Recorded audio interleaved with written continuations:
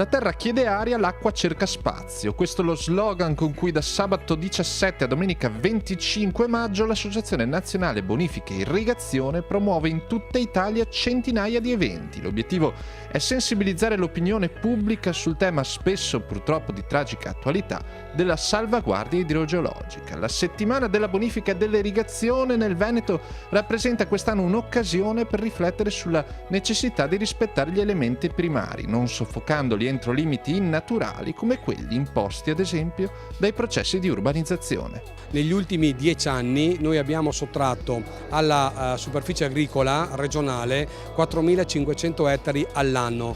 È la superficie di un comune ogni anno, sono pari a 13 campi da calcio ogni giorno che vengono sottratti alla superficie normale coltivata per farla diventare superficie artificiale impermeabile all'acqua.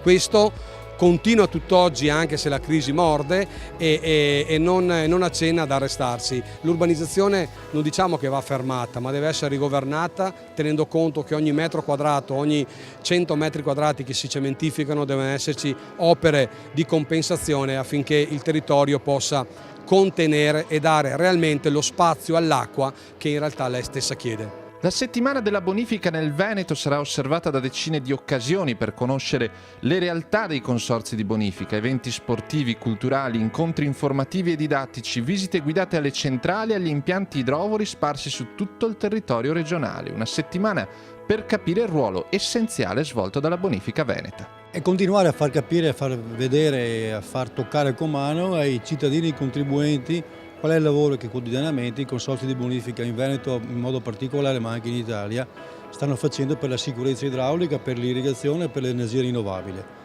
La settimana della bonifica giunge al termine di un'altra settimana, quella dell'ambiente, promossa dai consorzi del Veneto in collaborazione con la Regione. Una sinergia, quella tra consorzi ed ente regionale, che ha permesso in questi anni alla bonifica veneta di ristrutturare efficacemente la sua organizzazione, operando una riduzione dei costi e diventando così una realtà tra le più efficienti a livello nazionale. Nell'anno 2013, senza aumentare fondamentalmente negli ultimi 4 anni, i consorzi di bonifica hanno investito 13 milioni di euro di risorse proprio appunto per la manutenzione straordinaria di questo territorio. Pensi che la Regione ne ha messi 5.